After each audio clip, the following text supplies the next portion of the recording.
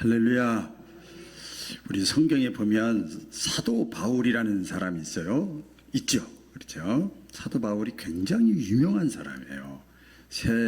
세속적으로도 인간적으로도 대단한 사람이고, 또 신앙적으로도 이렇게 보면 굉장히 높은 게 아니고 굉장히 위대한 신앙의 사람이에요.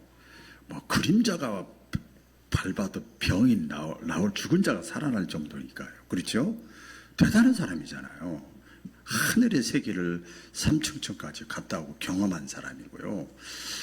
근데 그 사도 바울이 이렇게 여기저기 교회를 많이 세웠어요. 그렇게 하면서 복음을 전하고 고난도 많이 당했지만, 사도 바울이, 다른 사람들이 사도 바울을 전부 하나님같이 여겼어요. 뭐같이 여겼다고요? 하나님같이 여겼어요. 근데 사도 바울이 제일 부러워하는 사람이 있었어요. 누굴까요?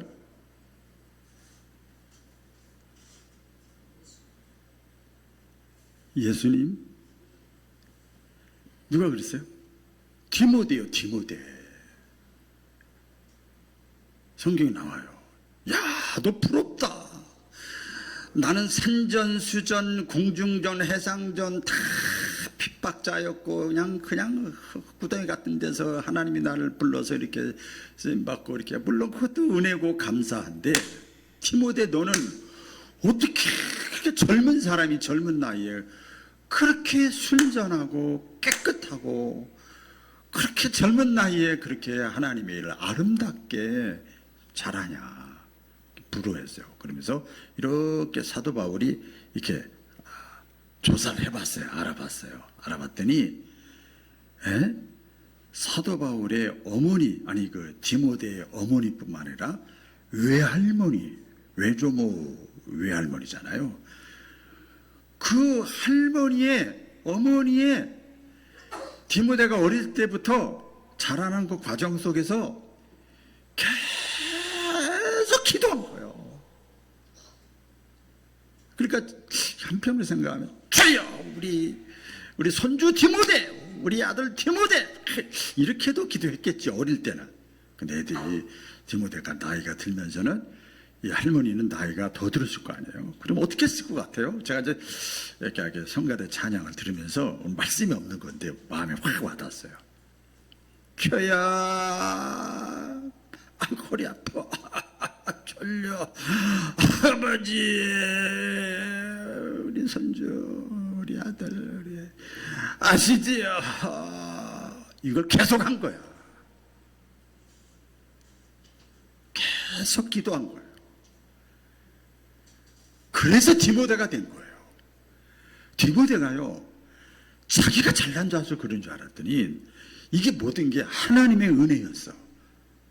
누군가 기도하면 하나님이 일하시니까, 여러분들의 후손들, 자녀, 손들을 위해서 여러분 쉬지 않고 기도하는 지혜로운 믿음의 사람들 되어주기를 축원합니다. 그리고 내가 젊은데 내가 잘 풀렸다, 잘 된다, 절대, 물론 그 사람이 노력하고 재주가 있어서 그렇겠지만, 누군가가 어머니나 부모님이나 할머니, 할아버지가 기도해 줬단 말이에요. 그걸 하셔야 돼요. 그래서 교만하지 말고 더 하나님께 가까이 나아갈 수 있기를 주의 이름으로 축원합니다. 이걸 깨닫지 못했다가 깨닫는 순간에 그 사람의 인생은 확 풀리는 거예요. 네, 오늘 그 맥주감사 주일 예배를 드리는데요. 오늘 같이 해볼까요? 감사로 회복의 문을 열라. 자, 여기 에어컨 틀었으니까 크게 하세요. 감사로 회복의 문을 열라. 우리 젊은 사람도 잘 모르겠지만 웬만한 사람은 다 아실 거예요. 탤런트 김혜자 씨라고. 김혜자 연세가 많이 드셨어요. 근데 그분이 권사님이세요. 권사님이신데, 참 그분은 그 유퀴즈에도 나왔고 몇 번 가끔 이렇게 보면 참 그냥 보기만 해도 은혜가 돼. 저만 그런가요?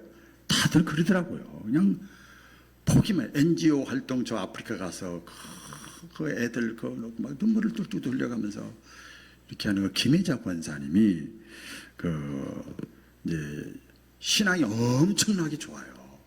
엄청나게 좋은데 서울 남부 교도소에 이제 강연을 초청받아 가지고 갔어요. 그래서 거기서 자신이 지금까지 살면서 굉장히 유명한 탤런트잖아요. 그런데 자기가 지금까지 이렇게 많은 사람들이 이목을 끌 수 있는 이 상황에 오르기까지, 또 이 상황에까지 굉장히 많은 어려움과 시련과 낙심과 저절과 막 오늘날로 말하면 우울증, 뭐 스트레스, 이게 어마어마하대요. 그냥 되는 게 아니에요. 그래서 회사의 사장님 좋은 것 같죠. 직장인은 아이고 출퇴근하고, 회사의 사장님 돼봐요. 하루 3시간 4시간밖에 못 자요. 그냥 호울 좋은 게 아니라고요. 뭐 높은 자리에 올라갔을 때는 그만큼 많은 그 스트레스, 어려움이 있죠. 이 김혜자 권사님이 자기의 그런 어려운 과정을 다 이렇게 얘기를 하면서, 그 죄수들 앞에서 얘기를 하면서 자기 이런 얘기를 해요. 1년 6개월 동안 내가 노트를 하나 이렇게 마련해 가지고 생각나는 대로 감사한 내용을 기록을 했다. 그러다 보니까 감사의 내용이 1000개가 넘어갔는데 보니까 그때 1년 6개월이 됐더라.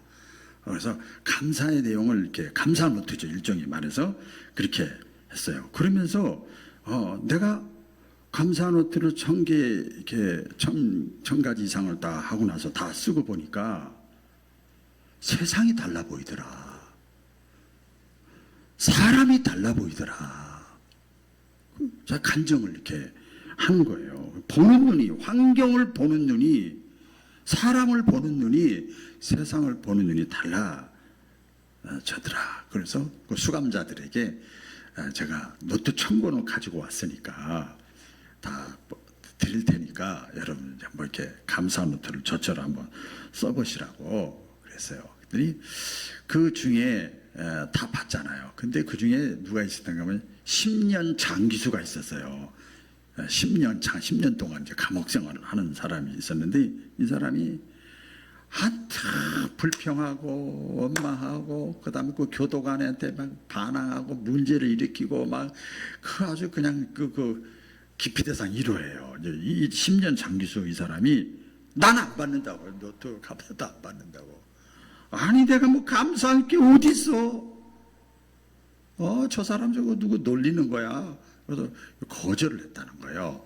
그래서 한 방에 있는 다른 그 죄수가, 동료 죄수가, 아니 그러지 말고 받아. 그리고 하나라도 있을 거 아니야.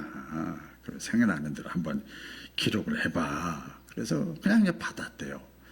받아가지고 이게 감사의 내용이 지금 좀 거창하고 그럴듯하고 누구한테 내놓을만 해야 되는 것 같아서 감사할 게 하나도 없는다고 생각을 했는데, 그 감사 노트를 받고 다들 다 쓰고 있더래요. 그래서 코칭하는 건 똑같아요.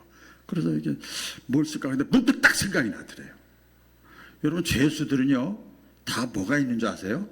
죄수 번호가 있어요. 번호. 그래서 그 사람 이름을 안 부르고 몇 번 이렇게 번호를 부르는데, 아니 얼마 전에 교도관이 자기 번호를 안 부르고 자기 이름을 불러줬다는 거예요. 그게 너무 오랜만에 자기 이름을 들은 거예요. 자기도. 그래서 그게 너무 감사해서 교도관이 번호를 안 부르고 내 이름을 불렀다. 참 감사하다. 썼다는 거예요. 그리고 나서 마음이 갑자기 좋아지더래요.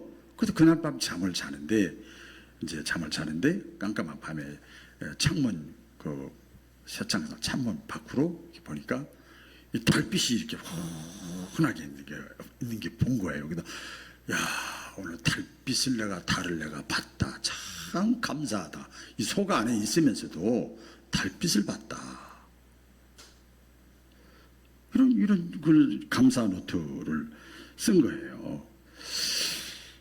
여러분 어떻게 사람이 이렇게 변할 수 있을까?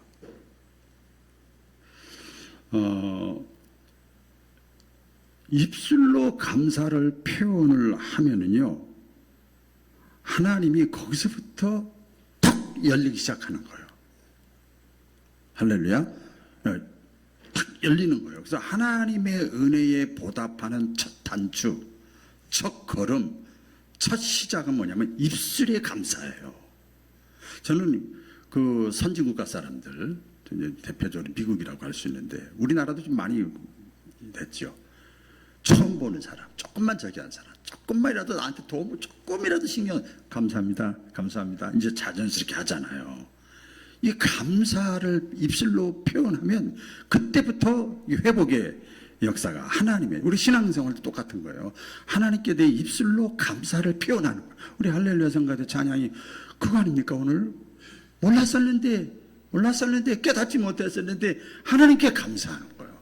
그 하나님의 은혜가, 입술의 고백은 이미 뭐라고 그러는가 하면 미리 고백하는 거예요. 미리 고백하는 거. 그럴 때 하나님의 은혜가 임하는 거죠. 우리가 보통 생각할 때 그렇잖아요. 환경이 변하면 내가 감사할게. 자식 직장 잘 들어가고 좋은 짝 만나고 뭐 출산 잘하고 월급 올라가고 승진하고, 예를 들어서 뭐 내가 건강 회복하고 그러면 내가 감사할게. 환경이 변하면 감사할게. 우리가 보통 그렇게 생각하잖아요. 근데 성경을 가만히 보세요. 달라요. 입술로 먼저 감사하면 하나님이 환경을 변화시켜 주셔요. 여러분, 이게 감사의 비밀이에요.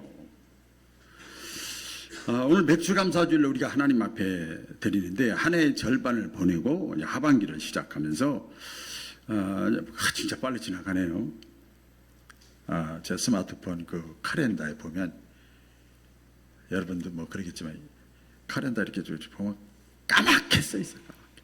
하루하루가 까맣게. 목사님 뭐 맨날 뭐가 있어요? 안 그래요. 까맣게 써 있어. 들춰보면 이렇게. 그동안의 여정을 이렇게 딱 되돌아보면서 이것도 하나님의 은혜였구나. 이 문제를 놓고 굉장히 걱정하고 굉장히 낙심하고 굉장히 했는데, 그때 그 하루하루 그 날짜가 다가올수록 막 했는데 또 지나가게 하시고, 오늘만 내 날이구나. 내일은 하나님의 날이구나. 오늘 하루를 족한 줄 알아야 되겠구나. 또 감사하는 거죠. 그럼 다시 한번 하반기도 우리가 또 믿음으로 나아갔으면 좋겠습니다. 우리 잘 아는 대로 우리 맥주 감사절, 우리가 지난주에 잠깐 말씀을 드렸습니다만은 맥주 감사절은 구약시대 때잖아요. 성경의 구약시대 때 이스라엘 백성들이 보리 추수를 한 다음에 첫 열매로 딱 첫 열매를 전체 추수한 거 아니고 그걸 하나님께 감사합니다. 그리고 하나님께 드린 거예요. 그게 보리 맥자잖아요. 맥주 감사 드리는 거예요. 그러니까 단지 농산물의 첫 결실만을 의미하는 게 아니고, 지금 우리가 맥주 감사 농사 안 짓는데, 그게 아니에요. 우리 신약으로 보면 오순절 마가다락방 성령님이 임하는 첫 주님을 만난 날, 첫 번째 성령님이 나에게 온 날, 참 내가 찌릿찌릿통한 날, 첫 영적인 첫 열매거든요. 그 신약의 오순절이고 구약의 맥주절입니다. 그래서 이 과정 속에서 그렇게 나를 택하시고 주님이 나에게 오시고 첫 열매를 맺게 하시고 첫사랑을 깨닫게 하시고 눈이 콩깍지가 시게 하시고, 그래서 그 과정 속에서 내 삶 가운데 하나님이 알게 모르게 내 삶을 하나님이 인도하시고 도우시고 함께 하셨구나. 이걸 고백하는 것이 맥주감사주일의 오늘날의 정신이고 의미입니다. 그래서 첫 열매를 하나님께서 주신 거잖아요. 하나님께서 주신 첫 열매를 드리는 행위. 제가 여러분 웬만한 분들 다 이렇게 맥주감사주일 다 보냈죠. 근데 그 글씨는 제가 쓴 거예요. 이렇게 감동이 와서 첫 열매를 하나님 앞에 드리면 하나님이 감동하시는 거예요. 내 삶의 주인이 하나님이구나. 그걸 하나님을 인정하는 행위가 맥주감사주일이에요. 따라해 보겠습니다. 내 삶의 주인이 하나님이시다. 그걸 인정하고 내가 하나님께 고백하고 또 드리는 겁니다. 그래서 내가 드리는 이 감사에 대해서 우리가 한번 점검을 해봐야 돼요. 내가 하나님께 지금 드리는 감사가 진실한 것인가? 교회를 안 갈 수도 없고 자, 우리끼리니까 다 아시지만 목사는 알지요. 아이고, 맥주 감사한금 내야 되니까 나 그날은 못 나가요 하는 사람이 몇 사람 있었어, 주중에도. 진짜 안 보시더만요. 그래요. 내가 하나님께 드리는 감사가 정말 진심에서 나오는 것인가? 하나님이 받으실 만한 감사인가? 우리가 쉽게 감사합니다 말은 하지만 하나님은요, 우리의 마음의 깊이를 보시는 거예요. 할렐루야. 우리 마음의 깊이를 보는 거죠. 우리의 마음을 다 보시는 거예요. 내가 아무리 힘들고 아무리 내가 뭐 부족할지라도 하나님의 은혜인 것을 믿고 내가 감사하고 있는가? 내가 아무리 작은 것이라도 다른 사람은 이렇게 드리는데 나는 아무리 작은 것이라도 이것도 하나님의 은혜라고 생각하고 내가 하나님 앞에 감사함으로 드리고 있는가? 그래서 이 감사는요, 여러분, 그 조건이 아니에요. 조건이 아니고 마음이에요, 마음. 할렐루야. 그렇죠? 감사는 마음이고 태도고 중심이고 그 사람의 믿음이죠. 내가 많이 가져서 풍성해서 드리는 것이 아니라 내 인생이 하나님의 손에 달려있는 것을 내가 믿기 때문에 내가 감사를 표현하는 거예요. 여러분, 자녀들이 철이 들면 그러잖아요. 철이 들면 깨닫지 못했었는데 깨달았어. 그 철이 들었다는 거예요. 그러면 부모에게 효도하고 싶은 마음이 생기잖아요. 감사하고 싶은 마음이 생기잖아요. 이게 똑같은 거죠. 그래서 감사는요, 추상적인 것 같지만 감사는 열매입니다. 따라해보겠습니다. 열매. 감사는 열매예요. 단순히 내가 뭐 느끼거나 그렇지 뭐 나를 위해서 어머니 아버지가 애써주셨지, 하나님의 아들 예수 그리스도를 보내주셨지, 이런 뭐 지식적인 동의가 아니라 감사는 내 삶의 열매로 드러나야 돼요. 나타나야 돼요. 입술로는 다 하지요. 입술로는 누구나 다 감사합니다. 그런데 뭐가 따라가야 되냐? 행동이 따라가야 되고 결단이 따라가야 되고 헌신이 따라가야 되는 거예요. 이 하나님이 원하시는 감사의 열매는 거기까지 나타나는 거죠. 참 말씀을 제가 묵상하면서 제가 지난 사전 수요일에나 새벽기도 때 시편 말씀 묵상하면서 새벽에 나오신 분들은 제가 간증을 했는데 엄청나게 울은 적이 있어요. 말씀을 묵상하는데 너무너무 은혜가 되는 거예요. 지금까지 내가 살면서 하나님께 드린 첫 열매가 얼만큼 있는가? 직장, 태연, 승진, 자녀, 전부 다 첫 번째 것을 내가 하나님 앞에 얼만큼 드렸는가? 하나님은요, 외형적인 이 제사보다도 마음에서 우러나는 진실한 감사를 기뻐하시는 거예요. 여러분, 성경에 보면 하나님의 마음에 합한 사람, 허물도 많이 있었지만은 다윗이요, 시편 116편 그 12절에 보면 이렇게 고백을 합니다. 내가 무엇으로 하나님 앞에 보답할까? 이 보답이라는 게 뭐냐면 감사예요. 내가 어떻게 하나님께 보답할까? 어떻게 내가 하나님께 감사할까? 왜 자꾸 그런 생각을 했는 줄 아세요? 기도를 계속 그렇게 하는 거예요. 어떻게 내게 주신 은혜를 하나님께 어떻게 보답할까? 어떻게 내가 감사할까? 어떻게 하면 좋아요? 어떻게 내가 감사하면 좋아요? 다윗이 계속 그 기도하는 거예요. 왜 그런가 봤더니 그가 내게 베푸실 모든 은혜가 너무 커. 나에게 내 삶 가운데 내 가정에 주신 은혜가 너무 큰 거야. 그래서 내가 하나님 앞에 어떻게 하면 내가 보답할까? 그렇기 때문에 여러분 이 맥주절은 어떤 면에서 보면 우리의 신앙을 다시 회복하는 첫 출발점인 것을 믿으시기를 바랍니다. 한번 오늘 본문인데요. 읽어보겠습니다. 시작. 맥주의 절기를 지키라. 이는 내가 수고하여 밭에 뿌린 것의 첫 열매를 거두미니라. 첫 열매라는 말씀이 있죠. 이 첫 열매가 무슨 뜻인가 하면 하나님께 내가 진정한 감사의 표현이 첫 열매예요.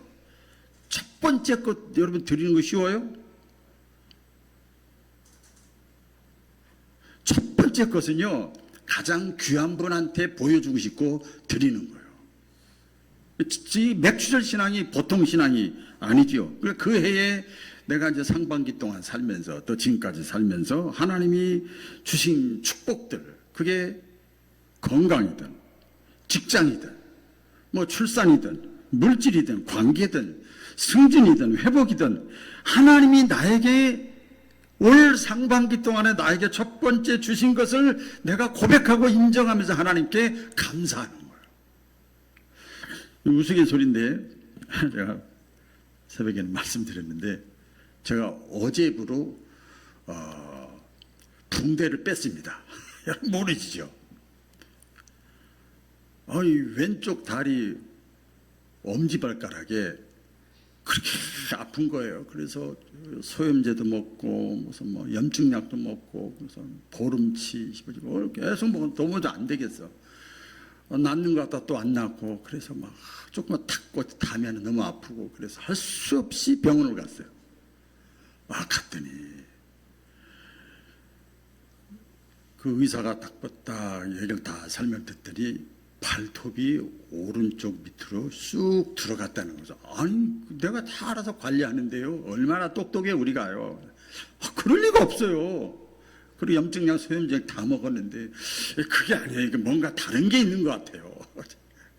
의사 앞에서 번데기 주름 잡는다고 제가 그랬어요. 아니라고 했더니 뭐 칼 비슷한 거 빼죽한 걸 쭉 가져오더니 꽉 잡으라고 간호사 딱 다리 잡더니 팍 쑤시니 피가 툭 그러더니 나오는데 이렇게 팍 빼더니 막 닦아내면서 이렇게 딱 보니까 발톱이 들어간 것이요 삐죽하게 들어가 있는 거예요. 그걸 끄집어내는 거예요. 보시죠? 보이죠? 발톱이 깊게 들어가 있는 거예요. 그래서 그걸 딱 마취를 하고 마취 주사도 얼마나 아픈지 마취 다 하고 그리고 일주일 동안 어떤 그냥 붕대를 감고 딱 열흘이에요. 열흘 이렇게 하고 얼마나 어제부로 붕대를 다 띄었어. 얼마나 감사한지. 여러분 우리가 작은 것에서 하나님께 감사를 표현할 수 있는 저와 여러분 되기를 주 이름으로 축원합니다. 이 첫 열매는 그래서 하나님께 먼저 감사하는 거예요. 이거 하면서요 제가 뭐 앞으로 주일 낮에는 다 말씀 못 드립니다만 새벽에는 하나하나 이제 또 깨달은 은혜가 있어요. 이렇게 첫 번째 됐을 때 이 건강 가지고 내가 하나님 앞에 이제 드려야 되겠다.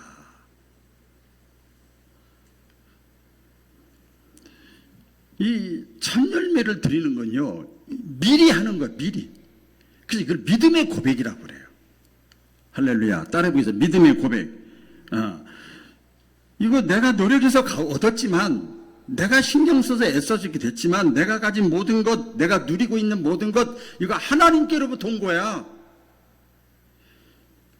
하나님이 주신 거야. 우리가 흔히 말하는 이건 하나님의 은혜야. 따라해보겠습니다. 하나님의 은혜다. 네, 내가 누리고 있고 내가 경험하고 있고 내가 받고 있는 거 이게 모든 것 하나님의 은혜입니다. 하나님이 주신 겁니다. 하나님이 도와주신 겁니다. 그러면 누가 감동하겠어요? 하나님이 감동하는 거예요. 하나님이 기뻐하고 하나님이 감동하는 거예요. 우리 나오잖아요. 시편에 여호와 하나님을 기쁘시게 해드려라. 흡족하게 해드려라. 인정해드려라. 그리하면 그가 너의 인생길을 지도해 주시리라. 우리가 이 맥추절을 지키는 이유가 바로 거기에 있습니다. 왜 하나님이 맥추절을 지키라고 했을까? 우리가 살다 보면 이스라엘 백성들이 광야 생활하다 보니까 막 믿음이 막 떨어질 때가 많이 있었잖아요. 많은 시련과 고난이 많이 있었어요. 그때마다 이스라엘 백성들이 애굽에서 또 홍해바다에서 하나님이 도와주시고 지켜주신 거 다 잃어버려. 망각에 망둥이들만 모여있는 것 같아. 자꾸 잃어버리는 거예요. 그 다음에 신앙이 약해지는 거예요. 그러면 모세 원망하고 막 돌로 쳐 죽이려고 그러고 막 하나님도 원망하고 다시 애굽으로 돌아가자고 그러고 막 그러는 거예요. 그때 하나님이 맥추절을 지키라 그러는 거예요. 너희를 어디서 구원했는데 맥추절을 지키라. 다시 첫사랑 첫 믿음을 회복시켜주는 것이 맥추절기예요. 그래서 맥추절은요, 그러니까 하나님 앞에 진지하게 다시 돌아가는 절기인 것을 믿으시고, 저와 여러분들 하나님 앞에 더 가까이 하나님의 은혜를 잃어버리지 않기를 주의 이름으로 축원합니다. 오늘 요엘서를 봤는데 하나 더 말씀을 드리면, 하나님은요, 우리 같이 해보겠습니다. 하나님은 메마른 땅에 다시 비를 내리시는 분이다. 할렐루야. 다시 비를 내려요. 요엘서 2장을 봤는데요. 하나님이 이스라엘 길게 내용 있잖아요.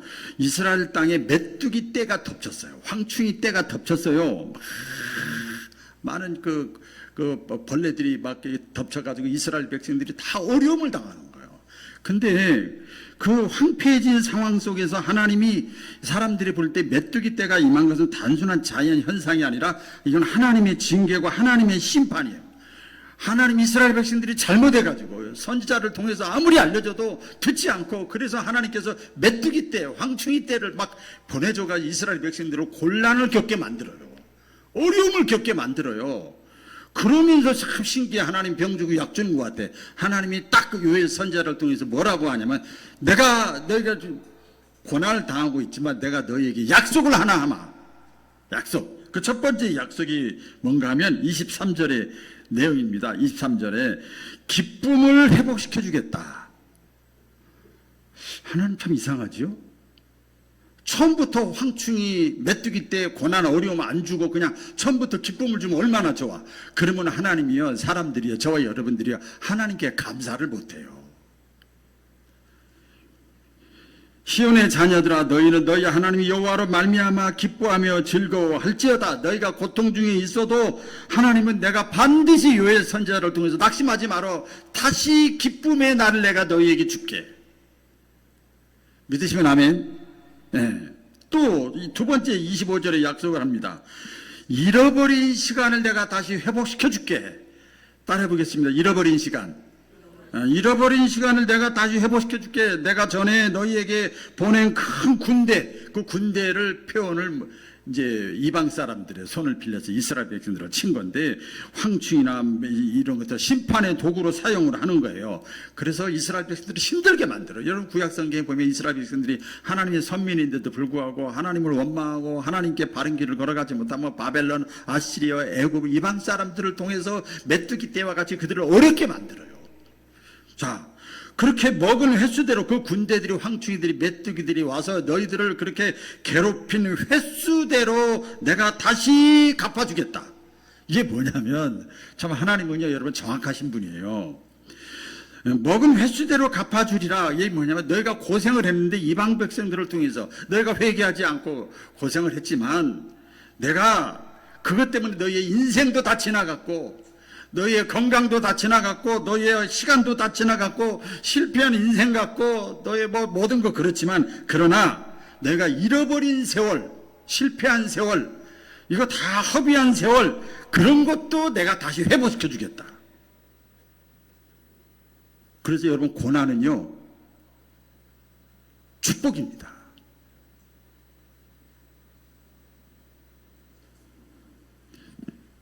너희들이 지난날 잘못해서 나한테 범죄해서 내가 이방 사람들을 통해서 쳤지만, 그래서 이런 어려움이 있지만 내가 다시 반드시 잃어버린 시간을 회복시켜 줄게. 다시 내가 너희를 쓸 거야. 높게 할 거야. 존귀한 존재를 내가 세워갈 거야. 아니, 지금 심판을 당하고 있는 이스라엘 백성들에게 요엘 선지자를 통해서 그걸 약속을 하시는 거예요. 그러고 나서 비슷한 내용입니다만은, 내용입니다. 수치와 모욕을, 너희가 지금 하나님의 택한 백성인데 수치와 모욕을 당하고 있는데, 내 백성이 너희들이 믿음이 끝까지 나를 버리지 않고 나에게 대한 믿음이 잃어버리지만 않으면 너희가 영원히 수치를 당하지 않도록, 오래가지 않도록 내가 다시 회복시켜 줄게. 믿으시면 아멘. 하나님께서 그렇게 약속을 하시는 거예요. 한번 따라해 보겠습니다. 우리 따라 보겠습니다. 자, 다 같이 해보겠습니다.